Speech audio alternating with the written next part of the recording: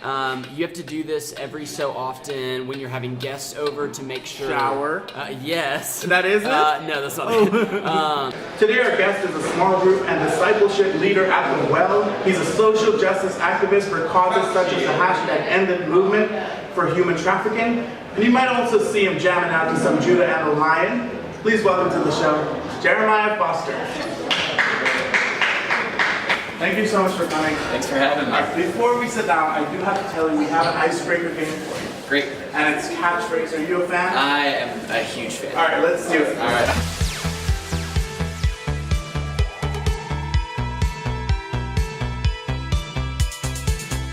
I'm a huge fan of I heard you're a catchphrases. fan of family games. Yes, All I right, love them. so I'm not sure how to play, so I'll let you start. Okay. And I'll just guess Okay. whatever you're asking. Great. We are gonna do the category everyday life. Okay. All right. Here we go. Ready? I'm All getting right. nervous. I'm like shifting stuff. All right. All right. You gotta get a scrubber out. Oh, clean? Yes. The toilet is here. Clean the bathroom. Yes. Good. Okay. Hit the bell okay. too. There you go. All right. This is someone that my father has married after a divorce. Your stepmother. Yes. All right. I'm doing better this Okay, time. an older man or woman might do this when something is gray. And they want Dye to their hair. Yes, good. You have to do this every so often when you're having guests over to make sure. Shower. Yes. That is it? No, that's not it. So I'm gonna give myself that. We're gonna have to edit that out. All right. So the category is everyday life. Are you ready? I'm ready. All right. How many seconds is that? I think maybe A minute, maybe? Yeah. Oh, okay, because I think that was too quick. All right. So you have a lot of pictures and paintings, and you can Art walk gallery. around. But a person that paints these things, bring them to like show them. Art showcase, art gallery, art plaza. They're displaying all their work. Yes. Ooh, pass. All right, next. Okay, so to put on a show on Broadway, you would have to go in for 30 days, 40 days. Auditions. And practice, sort of. Rehearsal. Yes. All right, next. This is after, I'm not sure when this is, before or after millennials. One of the two. Gen X. Another. Baby boomers. I'm not even sure when this is. All right, so you have an extra room in your house, and it's for Guest I said room. Oh, I'm the worst at this. What was that one? Guest room, and the other one was I forgot already. Wasn't Gen X? Oh, it's Gen Y. What is that? Oh, I think that's the generation after us. Like I thought they were Z though. Oh yeah, you're right. You know what? I'm not sure. I don't know who Y is then. I'm not sure who Y. Maybe the baby boomers. I don't know, but I'm gonna blame them for things. For every thing that's wrong in the world. Gen Y is at fault.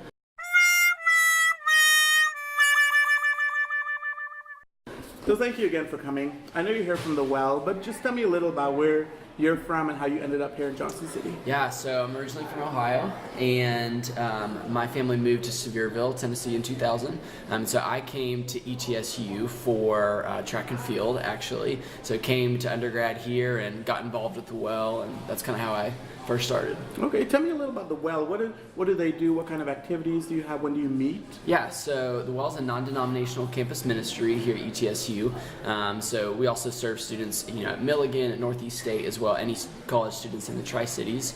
And we have worship gatherings every Wednesday night at 9 o'clock at the Millennium Center, which is right across the street from campus. Okay. We also do small group Bible studies throughout the week. We play intramurals, do different fun things on campus to get students involved. Why did you want to get involved with The Well, and specifically The Well, or just with a Christian organization? Yeah, so I fell in love with The Well as a college student, and was very involved as a student leader, and really wanted to see myself do college ministry even after graduation. And so I moved to Texas for a year, and then actually came to be back on staff here at The Well. How has things changed in terms of Christianity on campus since you left and then returned?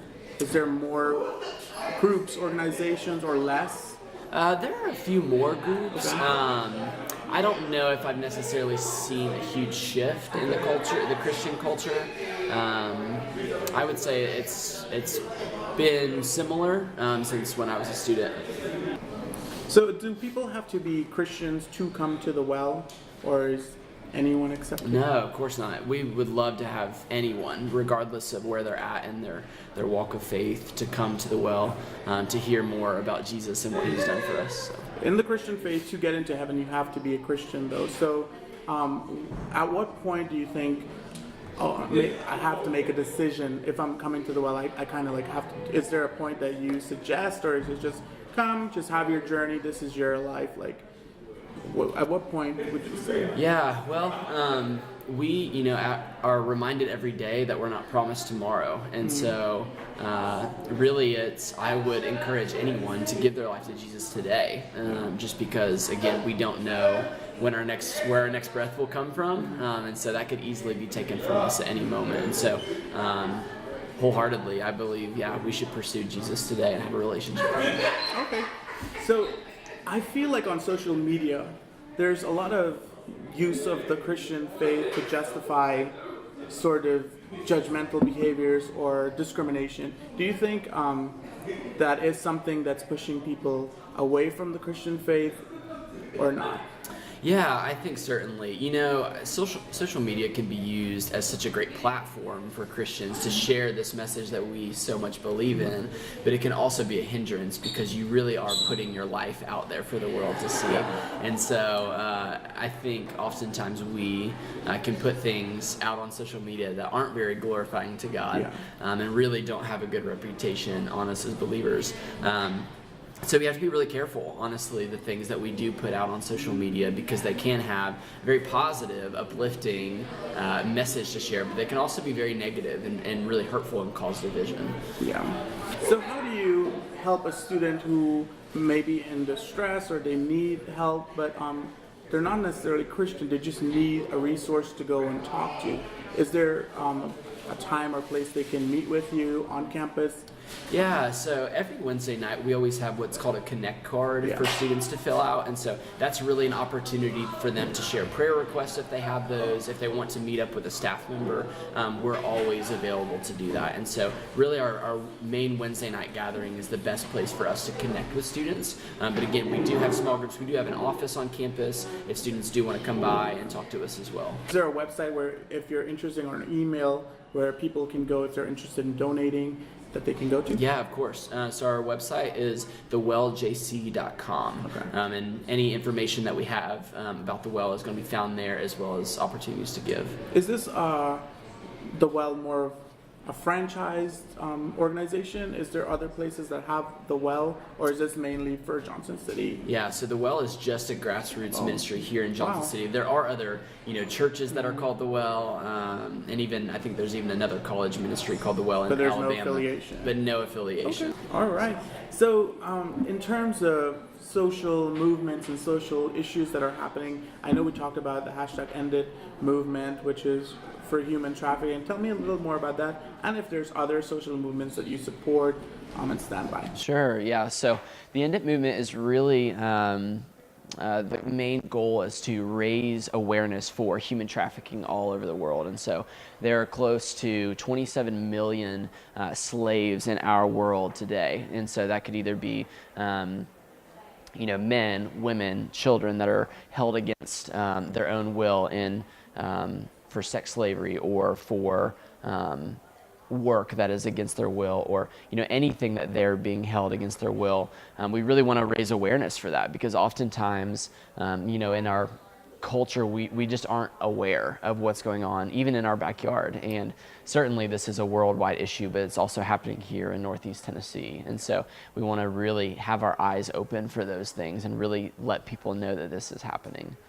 Well, thank you again so much for coming thank on you. the IceBreaker. Tell us again where you can come to a well meeting. Yeah, so again, our website is thewelljc.com. We're also on Facebook, Instagram, and Twitter. And we meet on Wednesday nights at 9 o'clock at the Millennium Center, which is right across the street from campus. Once again, thank you for joining us here on the IceBreaker. Thank you to Jeremiah Foster from The Well. And I bid you, I'll do that again. I bid you good day.